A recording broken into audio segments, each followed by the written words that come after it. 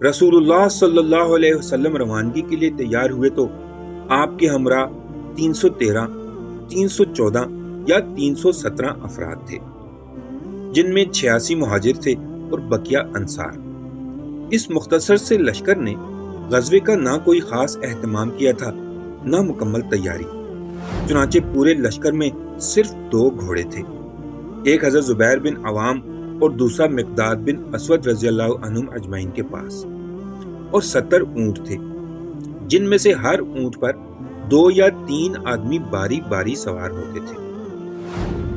لشکر کی تنظیم اس طرح کی گئی کہ ایک جیش مہاجرین کا بنایا گیا اور ایک انصار کا۔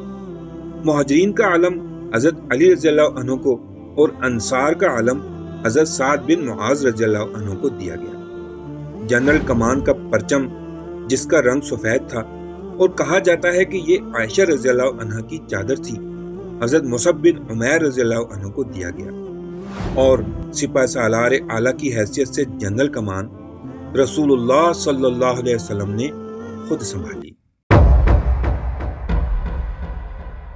دوسری طرف قافلے کی صورتحال یہ تھی کہ ابو سفیان جو اس کا نگہبان تھا، حد درجے محتاط تھا۔ اسے معلوم تھا کہ مکے کا راستہ خطروں سے پر ہے، اس لیے وہ حالات کا مسلسل پتہ لگاتا رہتا تھا۔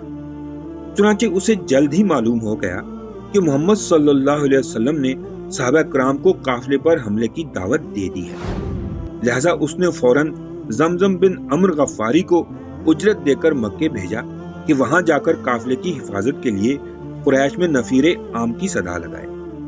زمزم نہایت تیز رفتاری سے مکہ آیا اور عرب دستور کے مطابق اپنے اونٹ کی ناک چپڑی، کجاوا الٹا، کرتا پھاڑا اور وادی مکہ میں اسی اونٹ پر کھڑے ہو کر آواز لگائی، اے جماعت قریش، قافلہ قافلہ، تمہارا مال جو ابو سفیان کے ہمراہ ہے، اس پر محمد اور اس کے ساتھی دھاوا بولنے جا رہے ہیں، مجھے یقین نہیں کہ تم اسے پا سکو گے، مدد مدد مدد۔ یہ آواز سن کر لوگ ہر طرف سے دوڑ پڑے۔ چنانچہ سارے مکہ میں صرف 2 ہی طرح کے لوگ تھے، یا تو آدمی خود جنگ کے لیے نکل رہا تھا یا اپنی جگہ کسی اور کو بھیج رہا تھا۔ صرف ابو لہب نے اپنی جگہ ایک قرضدار کو بھیجا، البتہ بنو عدی یعنی عمر رضی اللہ عنہ کے قبیلے کے کسی بھی آدمی نے اس جنگ میں شرکت نہیں کی۔ ابتدا میں مکی لشکر کی تعداد 1300 تھی، جن کے پاس 100 گھوڑے اور 600 زرہیں تھیں۔ اونٹ کثرت سے تھے، جن کی ٹھیک ٹھیک تعداد معلوم نہ ہو سکی۔ لشکر کا ذمہ دار ابو جہل بن ہشام تھا۔